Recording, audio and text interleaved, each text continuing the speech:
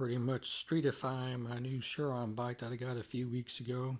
This video pretty much will show you how I connected the brake sensor wires so I could utilize it as for brake lights, and the wire connections are behind here, and this video will show you how I connected the wires, and also how I set up my signal lights and what other modifications I made to my bike.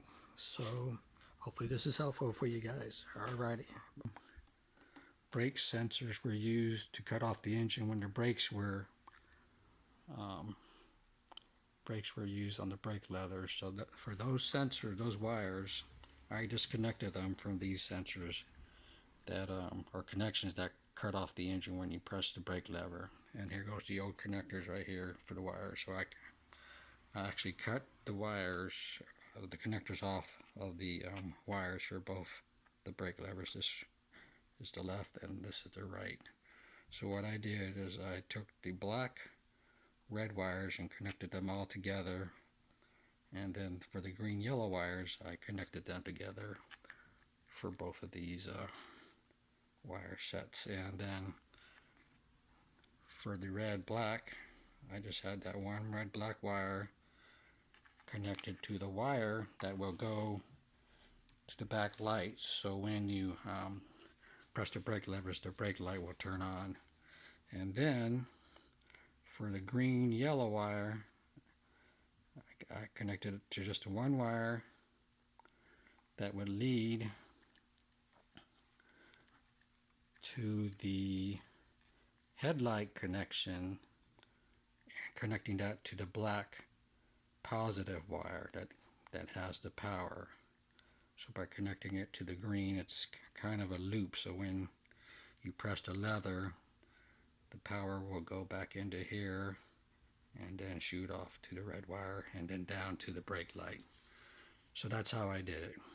And this is the headlight connection that I pulled out of here that was with these other connections. I just cut this out and pulled out this brake light connection so I could get access to this positive wire that has the power. Okay, I got set up my signal light connections. Got a lot of these wires. I hope I can fit them back into that little space, that compartment space there. But here's earlier I did the brake light sensors that connect to the brake light. I just taped up all the wires, so it'll be easier to stuff in this compartment here. And here goes the signal delay. I forgot what you call that, but there's a power that goes in, and then there's the other connection goes out to the signal lights for that delayed reaction.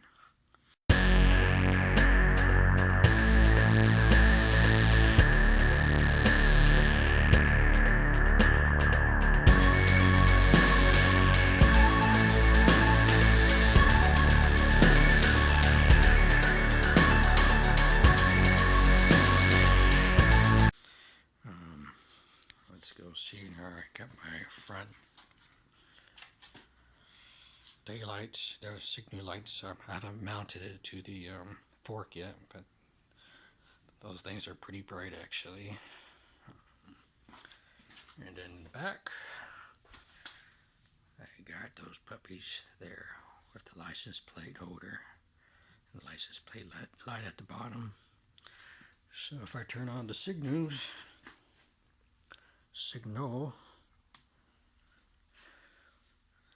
that's the left side,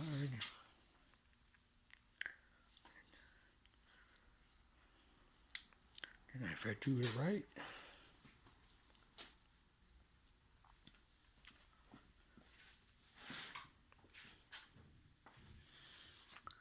there we go. I can actually have them both on at the same time to make it hazard light.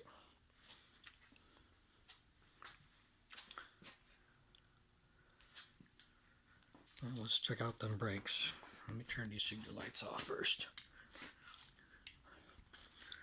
Now the brake lights aren't as bright as I thought they would be, but here we go.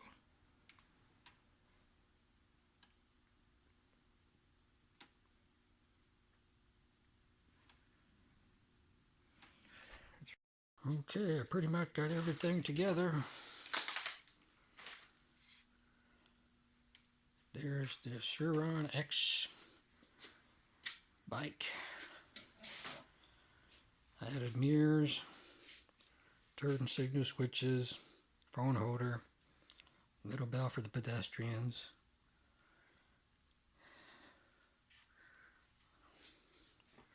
So let's give the turn signal a switch here. We can just turn that on, and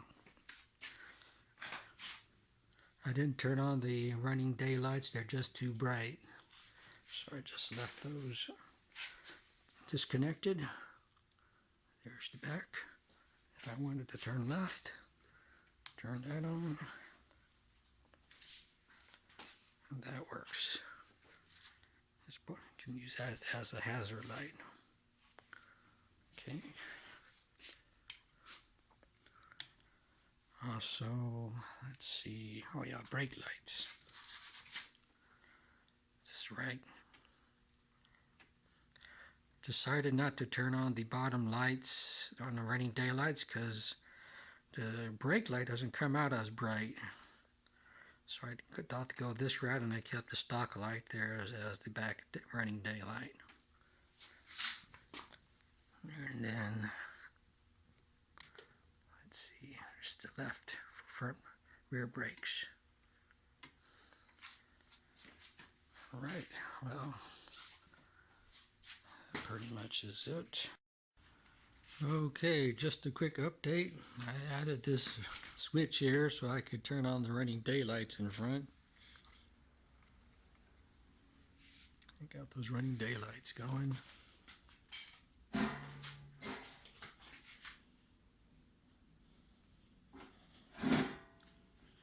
Try to turn on the signals. Keep saying it the wrong way. All right. And I also added a switch to the back to add the so I could turn on if I ever wanted to turn on this rear light. Now if I squeeze the brakes, yeah, the brakes, I don't know, during the daytime you might not be able to see them as bright when they go bright, so that's why I didn't like having that on. So when you do hit the brakes, you can see it more clearly. Alrighty. Oh, and I had another issue when I was trying to use this light as a brake light. It wouldn't, even though I connected the wires to the right connections, they would just stay on. Then I tried to find another ground, and I found another unused switch that was up here. The ignition was off, but I touched the wire inside there, not knowing which connection I touched. Then when I tried to start the or turn the ignition on, the lights wouldn't come on, and the motor wouldn't work. And I was pretty much dumbfounded. I pretty much thought I effed up, you know.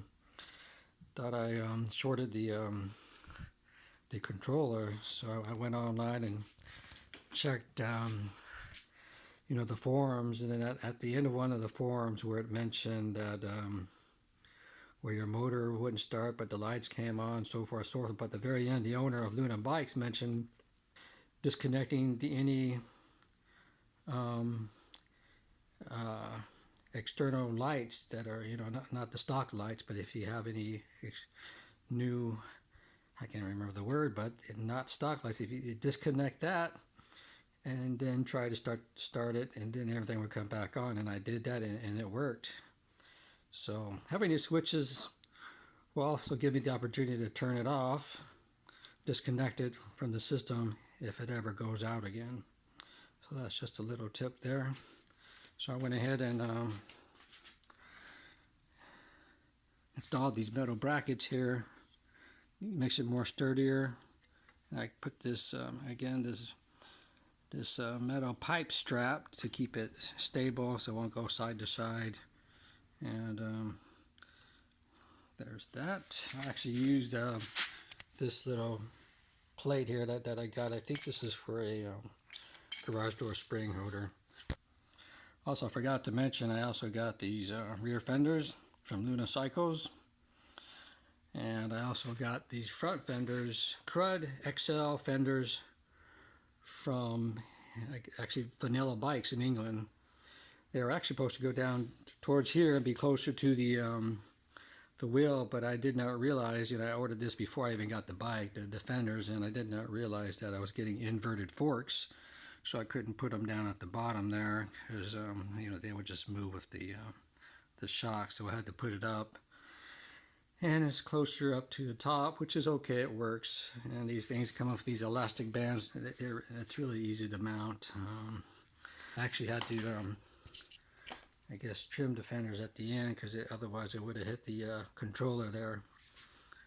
But yeah, that's it. I think I'm almost done with all the changes I want to make to the bike.